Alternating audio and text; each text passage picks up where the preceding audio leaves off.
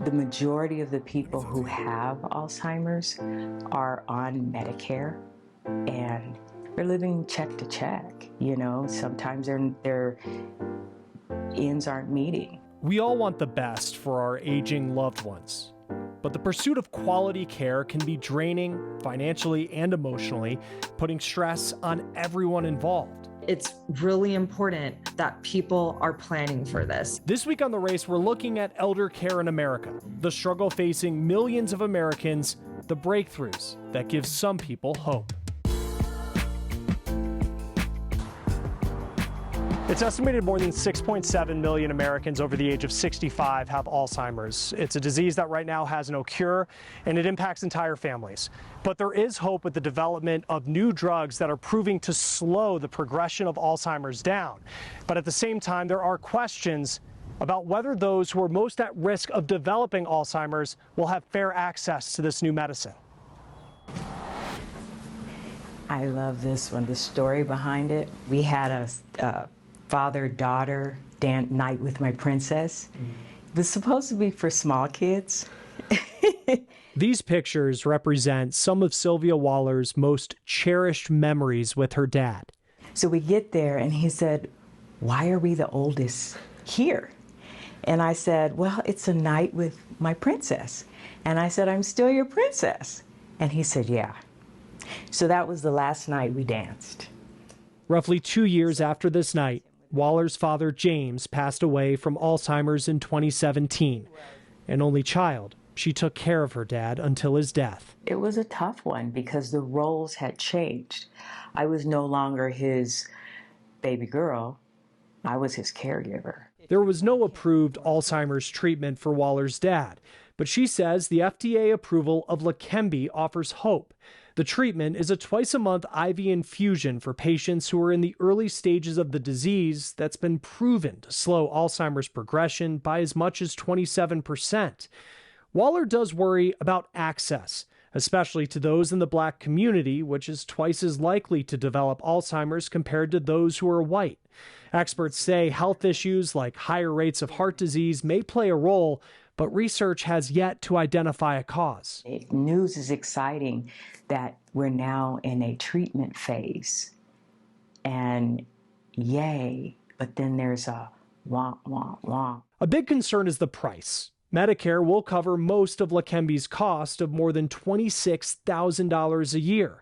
But the Centers for Medicare and Medicaid Services tells me patients will still likely have to pay 20% of the cost, which is more than $5,000.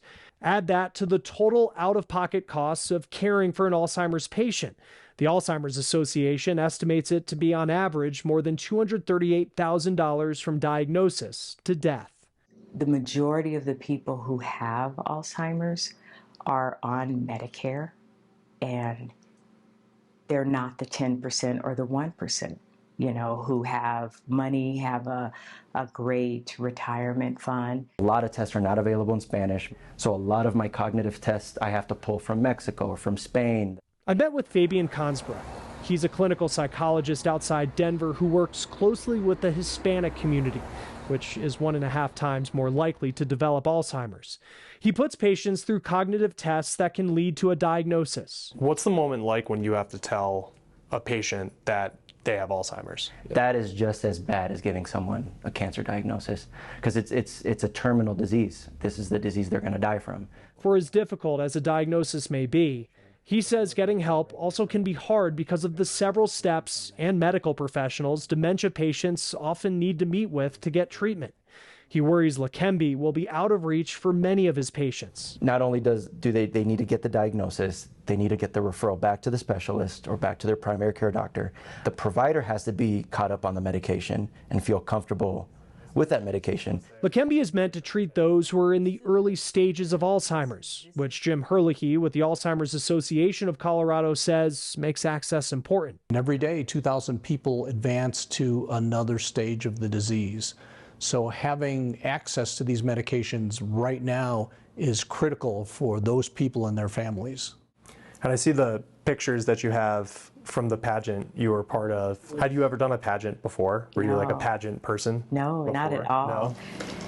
In 2022, with Alzheimer's awareness as her platform, Waller won Mrs. Colorado. At the time, I was like 60, and I've learned that no matter how old you are, you continue to grow. She says while new drug developments are a major step forward, making sure people know the signs and symptoms are an important part of the fight against a disease that still has no cure. There's new research on Alzheimer's coming out almost every day, and we'll introduce you to a teenager who's contributing to that discussion. We'll also show you the effort to help some Americans age in place.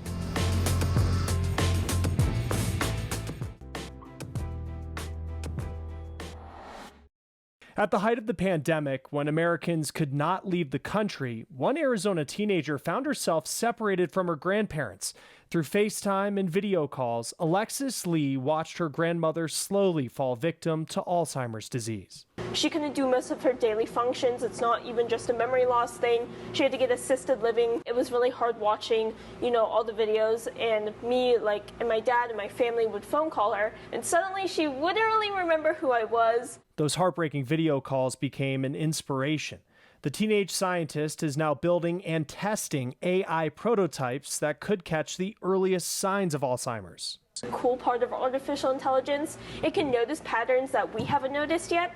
So we can do more further research on those specific brain pathways, for example, or look into new symptoms that could appear for a patient. Lee told Scripps News that the AI models could become part of a more standardized path to MRI tests for Alzheimer's. She admits the MRI remains the gold standard, but her work is already turning heads. She was recently named one of Junior Achievement of Arizona's 18 under 18, and she hopes to continue her research at a major university. Her dream school is Stanford. This is something that my grandparents are currently afraid of, my parents are currently afraid of, something that I could experience in the future. So anything that I can really contribute to the cause is really important.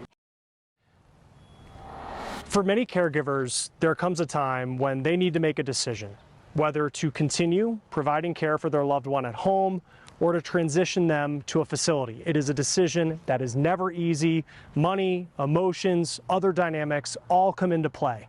Scripps News correspondent Matt Pearl found some organizations are going above and beyond to help keep some of our oldest Americans at home.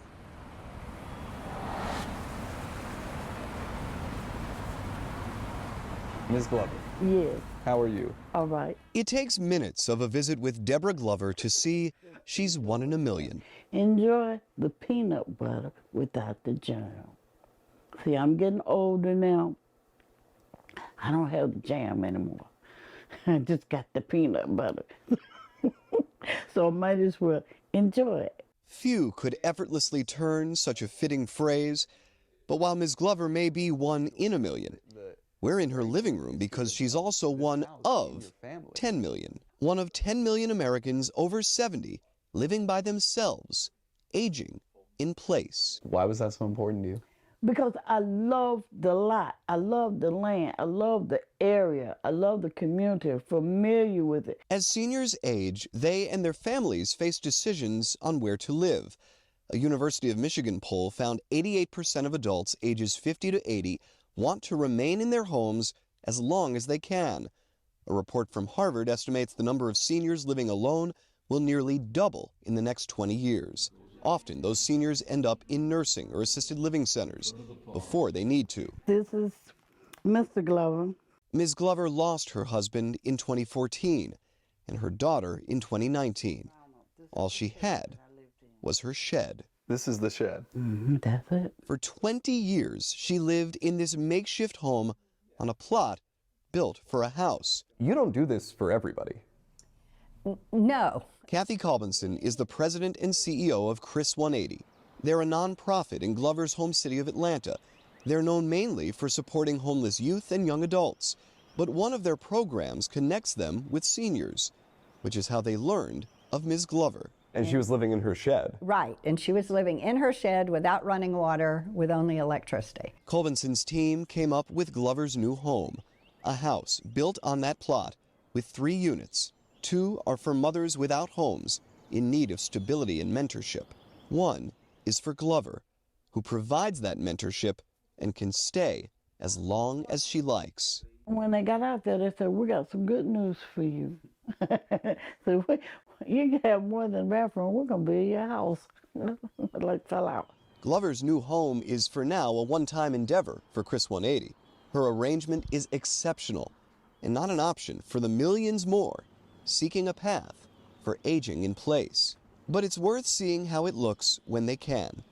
Glover sets out food for 6 cats, provides a shoulder for those who need, and gets to remain in the sweetest place. Is this just the peanut butter, or is this peanut butter and the jam? This peanut butter, jam, bread, The whole sandwich. the whole sandwich, it works.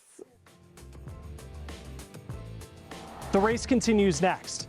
We'll show you the issues facing more than 50 million Americans as they care for a loved one.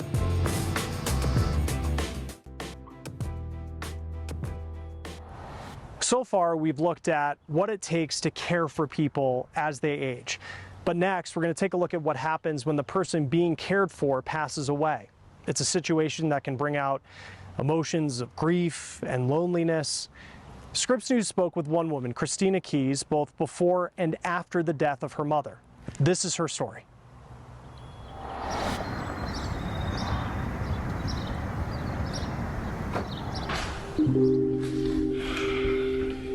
You ready to take our medicine this morning?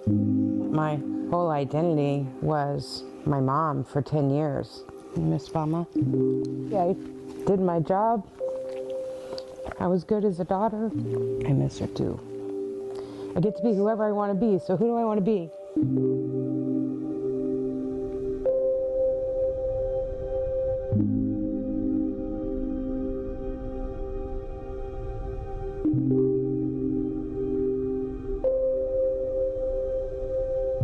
Around Thanksgiving, she got really sick, and her body was just declining rapidly. We celebrated Thanksgiving in the hospital. Christmas Day came, and now she's gone. I don't think caregivers realize what an identity crisis they're going to have. I don't think they are prepared for not knowing where their place is or what their purpose is.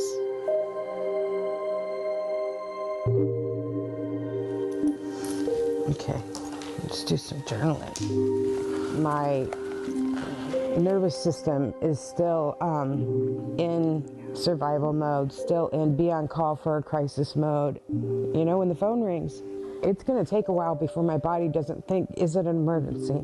There's guilt. Did I do a good enough job? You know, there's guilt of if I'm happy, does it mean that I don't miss her? It was 100% about my mother. It was about my mother, and I came second. Allowing yourself to come first when you have put somebody first for almost 10 years, it does not feel comfortable.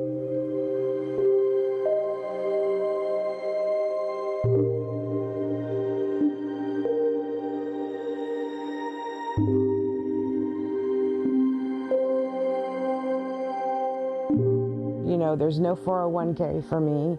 You know, I'm 54 years old, you know, and even if I start now, you know, how much time is that going to give me, and will I have enough money? I don't want to be one of those statistics that pass within 5 years. I'm looking forward to that day where it's just, I can just have a day.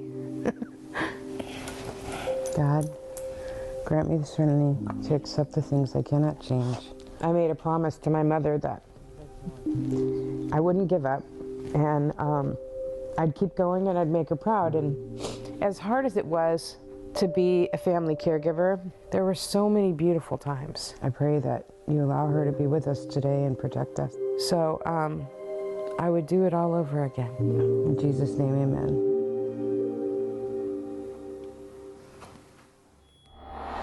There are more than 50 million Americans providing care for their loved ones today. For many of them, burnout is a concern.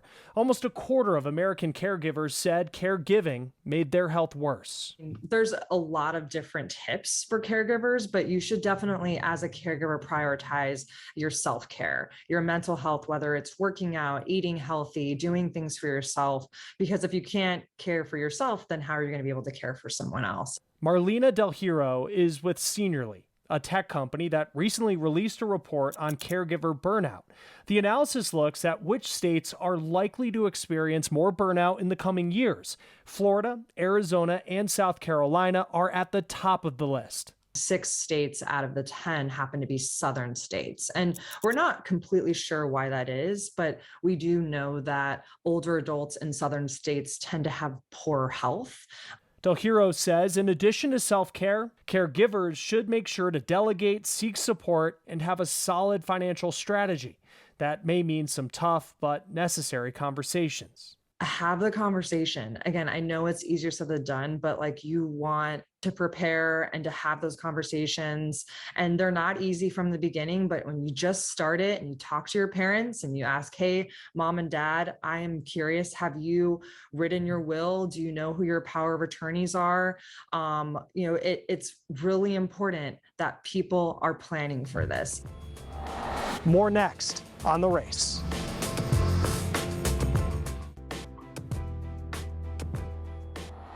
A recent Surgeon General's report described loneliness and isolation as profound threats to our health and well-being, one that can be as harmful as smoking 15 cigarettes per day. Loneliness is really a subjective, distressing experience that results from perceived isolation or inadequate, meaningful connections. And social isolation is objectively having few social relationships, social groups, and infrequent social interaction. The issue affects us all, but it impacts our older generations the most. In a recent analysis, people over 65 reported the highest rates of social isolation. Congress has spent hundreds of millions of dollars on programs to tackle the issue, but experts say there are steps we can all take too. As an individual, staying in touch and making phone calls and reaching out, and even a simple text message to someone that you love or somebody in your life can really help, make them feel more connected to family and loved ones and to communities. In the news industry, we've been privileged to see caregivers go the extra mile for their loved ones. One Missouri man, Roger Plakemeyer, wanted to help his mother feel special in her 90s, so he helped her come up with a way to give back to her community. Happy birthday to you. Happy birthday, dear Pauline Plakemeyer bought more than 1,400 cones for her 97th birthday in 2023. It was her third year celebrating this way. At 95, you don't have a big celebration, but it doesn't mean you can't celebrate big. It makes me feel special. For some Americans, they're lucky enough to grow old with the person they love. For one Arizona couple, that means 80 years of memories. Love at first sight, don't tell me it doesn't exist. 99-year-old Fred Handy is, of course, talking about his 98-year-old wife, Jocelyn. A woman he says he's loved since he set eyes on her in church more than 80 years ago. Well, he was polite, and he was fun to be with. We had a good time always, but we were all with a big group. I mustered up the courage to ask her for a date. The teenagers got dinner and a movie. Fred wound up getting a second date. He kind of grew on me. But the year was 1943. The United States was in the midst of World War II.